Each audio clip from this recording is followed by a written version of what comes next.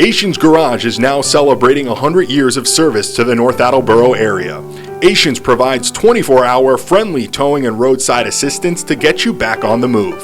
From lockouts to blowouts to dead batteries, they're your local AAA representative.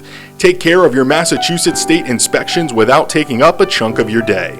Asians Garage, proudly celebrating 100 years of service to the North Attleboro area.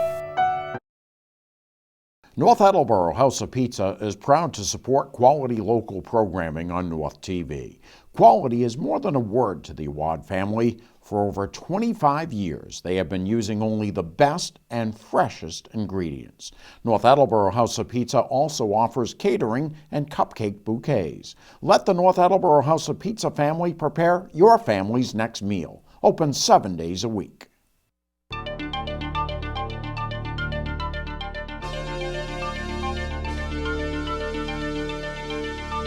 Welcome to North Attleboro This Week as we recap town news for the week of February 7th through February 14th. I'm Peter Gay. Voters may decide the outcome of up to 3 races when they go to the polls on April 7th. Thursday was the deadline for candidates to pull nomination papers, with only 11 residents potentially seeking office. There are 4 candidates running for 2 3-year seats on the school committee: incumbent James McKenna, Sarah Stone, Martin Tragney, and Talia Yarrell, who was appointed last year to fill a vacant seat on that committee. McKenna and Yarrell have already returned their papers. Robert Cody and incumbent Dale Langell have already returned papers for the 3-year seat up for grabs on the Board of Electric Commission. Incumbent Tom Fiore, Daniel Knight, John Rupert may seek the 2 3-year seats on the Park and Rec Commission. Rupert was appointed last year to fill a vacant seat on that commission. Di Fiore is the only one of the 3 to have returned his papers. Incumbent Donald Cerrone is the lone candidate for the 3-year seat on the Board of Public Works, while Eric Roberts is the only person seeking the 1-year seat on that same board. He had been appointed last year to fill the vacant seat on that commission. Nomination papers with the signatures of 25 registered voters are due by this Tuesday, February 18th at 5 p.m. There's good news to report for parents of school-aged children in the area. Rentham police announced yesterday that 2 suspects have been arrested for allegedly pointing a gun at a group of girls from King Philip High School as they walked along Route 140 last month. David Linton reported in Friday's edition of the Sun Chronicle that arrest warrants have been obtained for 2 additional subjects who are still at large. Investigators believe the weapon was a BB gun manufactured to resemble a high-caliber firearm. One of the suspects, Richard Bria, 21, of Brockton, pleaded innocent Thursday to charges of assault by means of a dangerous weapon and accosting. He was taken into custody on unrelated warrants. Bria was identified as the man in the back seat of a Jeep who pointed a gun at 6 girls as they walked between the center of town and the high school on January 30th, that according to authorities. Another suspect, 19-year-old Elijah C. Matthew of Walpole, was arrested earlier this month. He was allegedly a passenger in the Jeep and is being held at a State Department of Youth Services facility. At the time of the incident, he was on probation with a GPS bracelet for an unarmed robbery committed while he was a juvenile, according to court records. North Attleboro's first official town manager visited our studio Thursday night for a special edition of Inside Town Government, introducing town manager Michael Borg. The town council hired Borg for the position in January. He is currently the head of public property and capital improvements for Providence and was previously the city's director of public works. Among the topics, his years in the military. By the time I was old enough, I decided that I wanted to join the Army as well. Went off to college in New Mexico Military Institute. It was a military junior college, and got a commission as a 2nd lieutenant. From there, went to Colorado, and my parents had moved to Denver and retired there. And so I finished up my degree at Metropolitan State College in Denver, Colorado, and went on active duty as a field artillery officer in 1988. And I'd received my commission, though, in 1986 and served in the National Guard in Colorado while I was finishing up my degree. The word isn't regret, but moving around, I'm sure, as often as you did as a youngster, as opposed to someone who went to the fall school in North Attleboro, then went to North Attleboro Middle School, then went to North Attleboro High School. You saw at least the country as a youngster, but you missed out on that small hometown growing up. It comes with its pluses and minuses, and I have 4 children of my own. They're all fully grown now, and from a previous marriage, and I witnessed firsthand kind of what I had gone through as well, and that moving around, it takes a toll. I mean, you leave the friends you establish, right? When you show up on the Little League baseball team, right, you're the unknown, right? You're the, what position can you play? But, Tommy's been pitching here for the past 3 years, and we know he's going to pitch this year. Tommy's dad's the coach. And he could be, yeah, absolutely. So, you run into that, but you also, you do make new friends, right? And you learn how to transition from one town to the next and find out, what's important to you and how to, succeed when there's adversity and unknowns. And I watched that with my own children. My youngest had 3 high schools, right? Wow. And then it wasn't until my youngest graduated in Portsmouth, Rhode Island, that he got to go to, all 4 years at one school. Portsmouth Patriots, was it? Portsmouth Patriots, yeah. So, and that was, in my last assignment before I retired from the Army. It was at the Naval War College in Newport. So I was the senior Army advisor to the president of the Naval War College, and I also taught as a professor in the Joint Military Operations Department. Introducing Michael Board can be seen in its entirety right here on North TV's community channel beginning Friday, February 21st. Become a North TV Insider and stream the program to watch at any time on any device by visiting the Read and Watch page of our new NorthTV.net website. Acting Town Manager Michael Gallagher met with Town Council members Monday night to present a preliminary budget for the fiscal year that will begin on July 1st. What I present to you tonight is your preliminary fiscal year 2021 budget.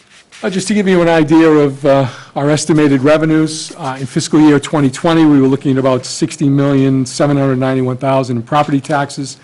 With the 2.5 plus new growth, we're looking at that about a $2 million increase in our revenues for fiscal year 21 in property taxes, to bring that to $62,784,712, or a 3.2% increase in property taxes.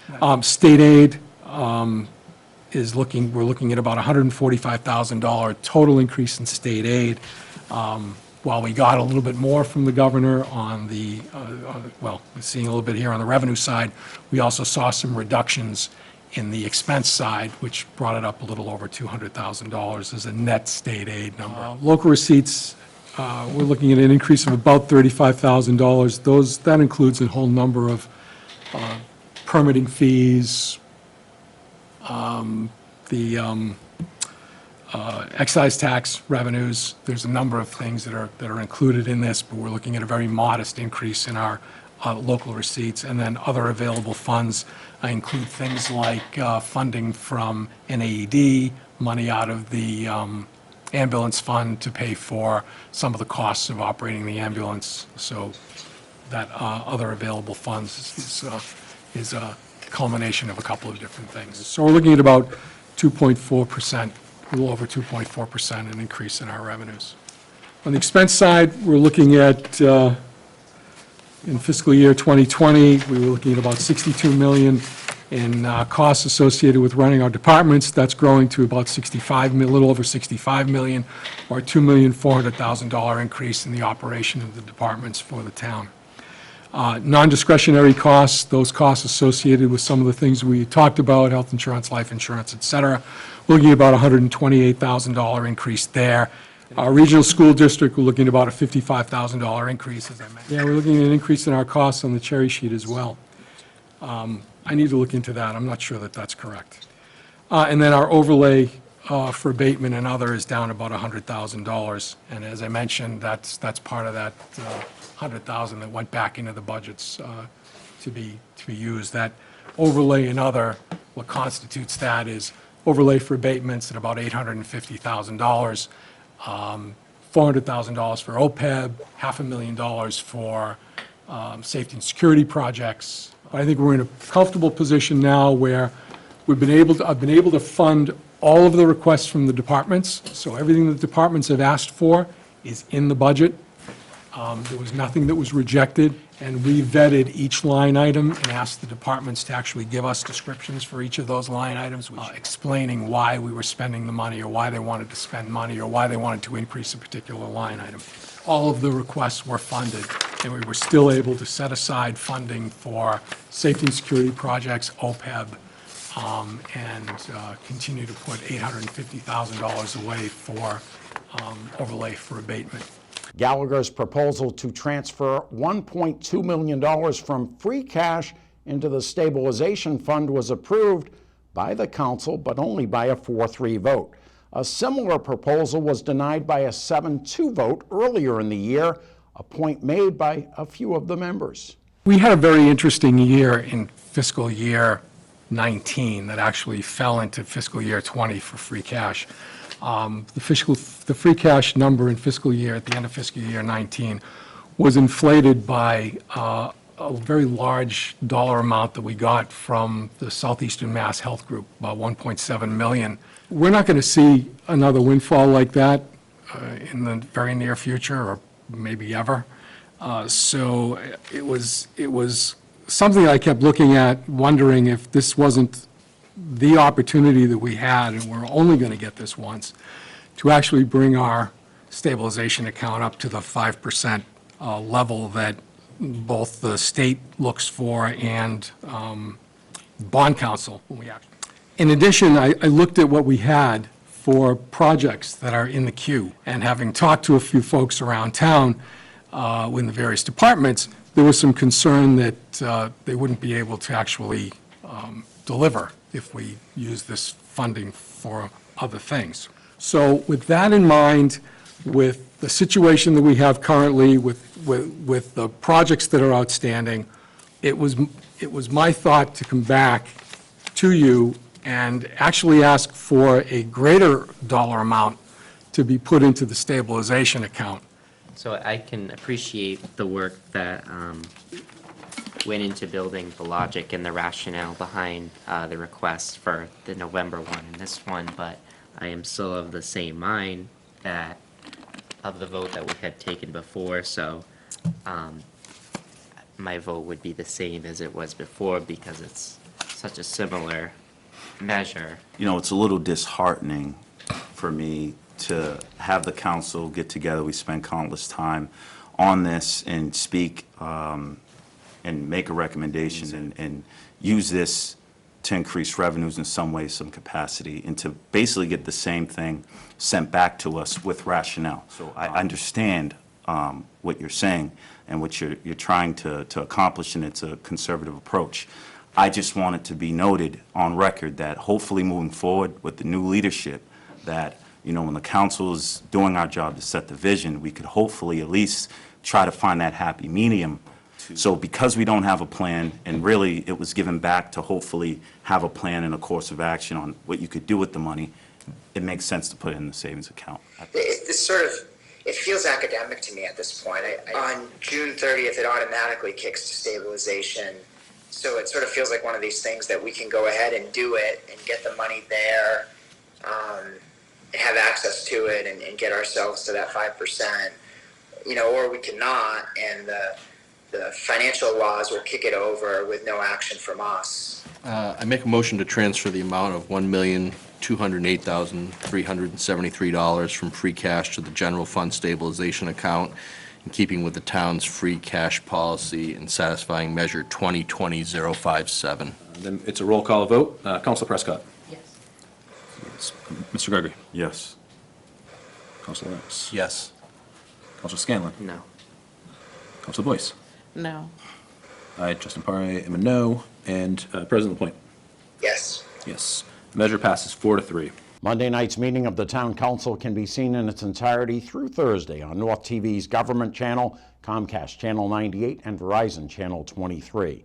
Become a North TV insider and stream the Town Council meeting and meetings of all town boards at any time on any device by visiting the Read and Watch page of our new NorthTV.net website. Owners of a downtown convenience store appeal to the Board of Health. I'll have the details when North Attleboro This Week returns.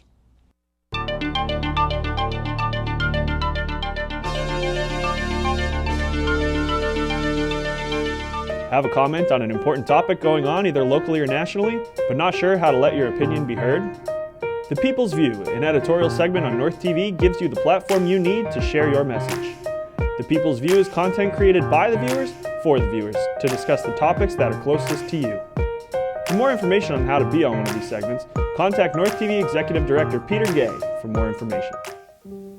The manatee is one of America's most endangered marine mammals.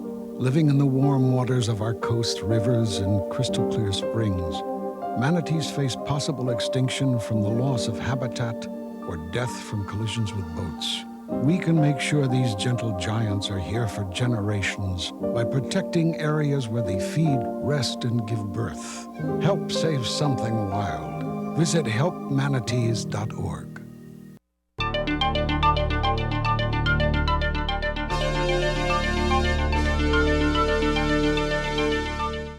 Welcome back to North Attleboro This Week. Representatives from Sam's Food Store at 120 South Washington Street appeared before the Board of Health Tuesday night.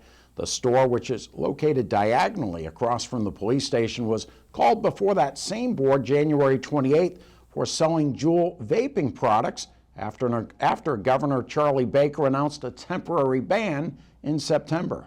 At the last meeting, there was a request by the owner with the lawyer to have the fines waived and the suspension lifted, which the board declined.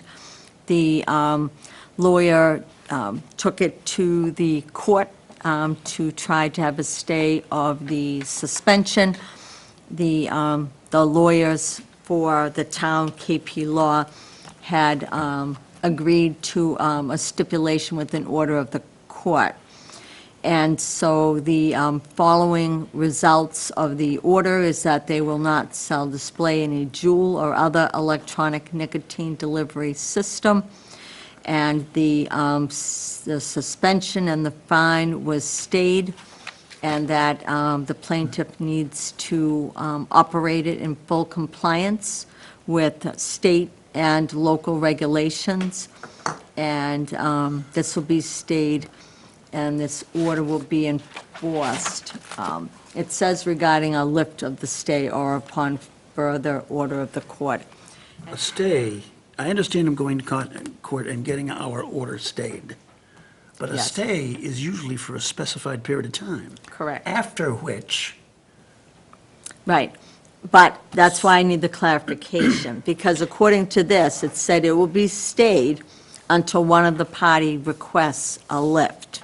to leave this as is makes no sense. To me. Absolutely no sense. Well, we weren't Wait a necessarily, minute. oh, I'm We issued sorry. an order. Yep. Yes, It's not being followed. They got Correct. court. They got to stay in court. Okay, they got to stay in court. And we can notify them, no, No, well, no.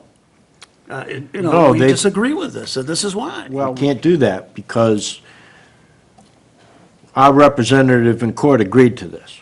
There's two different ways that you can do a stay. It's temporary, which are most Sure. of them, Sure. or it can be permanent. Right. Okay, but in the language that's here in number 4, like Jay said, it doesn't say that it's permanent. No, So, it says that, I mean, you that, know, so we need some clarification about Correct. this. All of a sudden, this guy comes in with a fax to you on February 6th, says he's going to go to court, he's going to go to Superior Court, then all of a sudden the next day, February 7th, boom, we got to stay. It was like a wham, bam, thank you, ma'am type of thing. so I'm thinking that the lawyer thought that we were in agreement, whereas we did not respond That's not even fair. Well, That's it ridiculous. isn't, I agree with but you, it's Don. something that we need to talk. They're new with us, and I No, had, no, they're not. They're, well, new to the Board of Health, maybe. Yes. But they're certainly not new with North Attleboro. no, And but they could have called on the freaking phone. if there's no communication confirming or not, that we This should have is- had a phone call. This is ludicrous. This really, I'm upset about this. I really am. Yes. We'll continue to pursue this, because if it's not something, as you said, that this is not in perpetuity, then we can certainly follow through on that. Tuesday night's meeting of the Board of Health can be seen in its entirety through Thursday on North TV's government channel, Comcast Channel 98, and Verizon Channel 23. Become a North TV insider and stream the Board of Health meeting and all meetings of town boards at any time on any device by visiting the Read and Watch page of our new NorthTV.net website. A ballot question that would let convenience stores and other food stores sell beer and wine was one of the topics on the newest edition of Up for Discussion with North Star reporter editor Matt Bowen, Sun Chronicle columnist Bill Gouveia, and WARA Radio's Paul Healy serving as panelists. No, I don't think so. I think number one, we have enough as it is. We really need every single convenience store to like sell like beer and wine. So I think no. I mean, I think like more liquor licenses in general, yeah, because that's all about like development. That's all about like new businesses opening up. But just for the convenience stores, no. I don't think it would really do any good. Absolutely. It makes no sense. This stupid, puritanical, crooked system that we have in Massachusetts of licensing beer and wine. Right. And I was a selectman in Norton, so I awarded beer and wine licenses. And this idea that we have a limit on population, you go to Texas, go to some of these other places. You can practically buy beer and wine in a bank. I mean, you go to a convenience store, you can buy a gun, you can buy you can buy a bottle of booze, you can I mean everything except pot, because pot's evil. Okay. But you do all these things. It's ridiculous. The price of a liquor license, the reason that it won't happen is that the price of a liquor license is so high now, and they want to protect that. But there is no reason. And do we really need, liquor being sold on a thing? Since when do we get to decide what we need? This is supposed to be America, where businesses, prosper. And if they don't give you what you need, people don't go there and they don't buy it. So I don't like this thing of, we're going to tell business what we need. When I go into Roche Brothers, which is closing in Norton, I can buy beer and wine, but I can't buy it at the cash register because they didn't get the license there. They gave the license to a different person who now has to sell it and ring it out at a different part of the store. I mean, this is a stupid system. We're paranoid about pot. We're paranoid about booze. For God's sakes, all these people who make laws, no, we got to protect it, and then go home and have a shot. Give me a break. Sell it in the stores. Police it responsibly. Do it responsibly. You're not going to make this society any more drunk than it already is.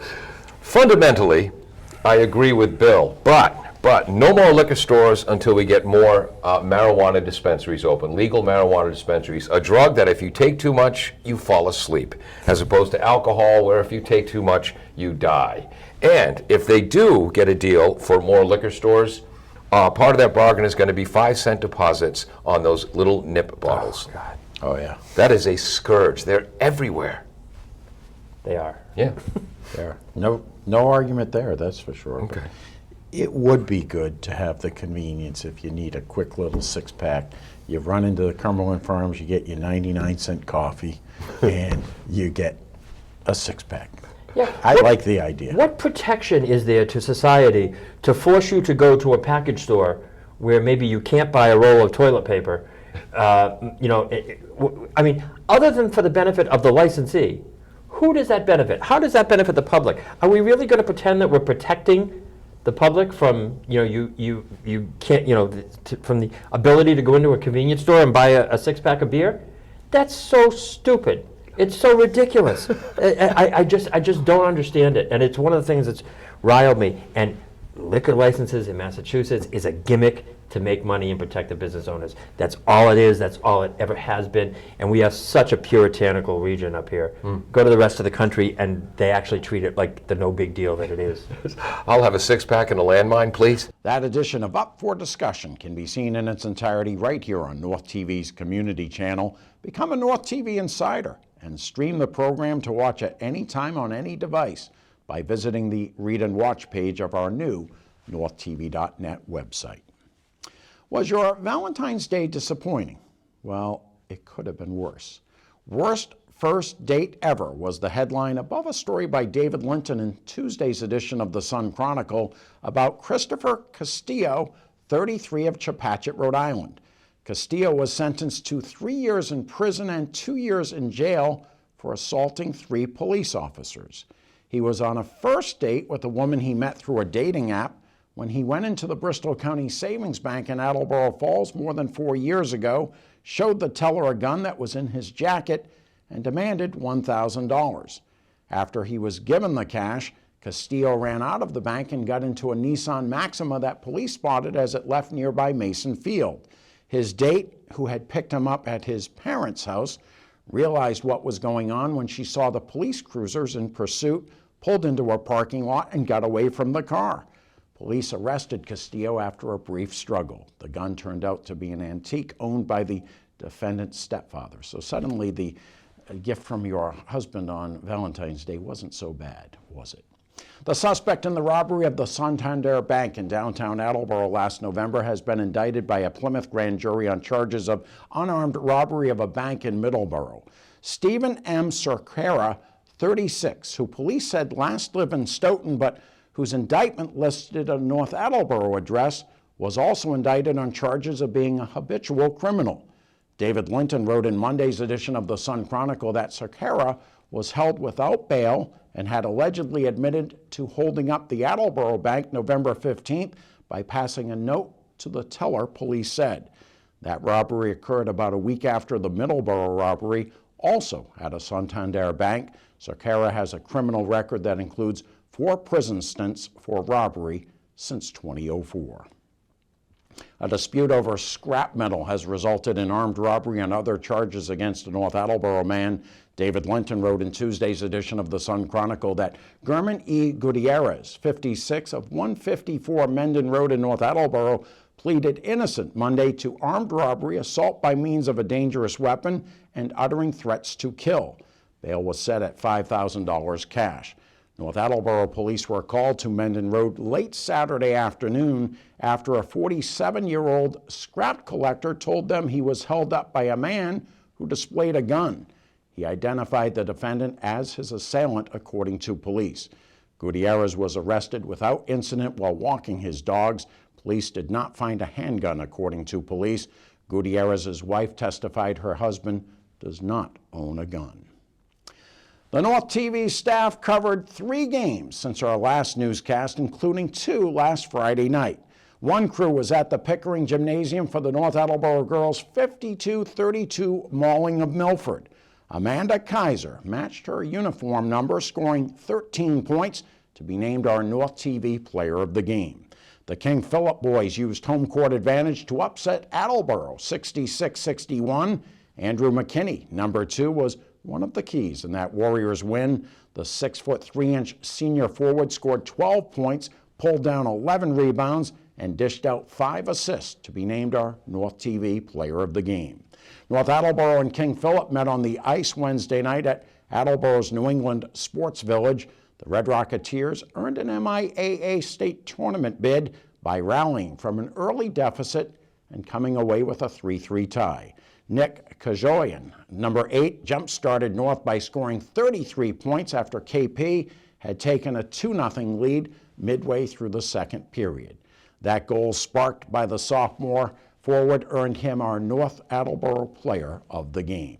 Another sophomore, Nolan Failer, had a big game for KP. The forward, wearing number 3, scored twice to be named our King Philip Player of the Game. Amanda, Andrew, Nick, and Nolan will each receive personalized DVD copies of those games, Player of the Game t-shirts in their school colors, and North TV sports bags. That wraps up this edition of North Attleboro This Week. On behalf of Chris Miller, Megan Miller, Jared Ware, Tim Scanlon, Kevin Daggett, and all of us here at North TV, I'm Peter Gay. Have a great week.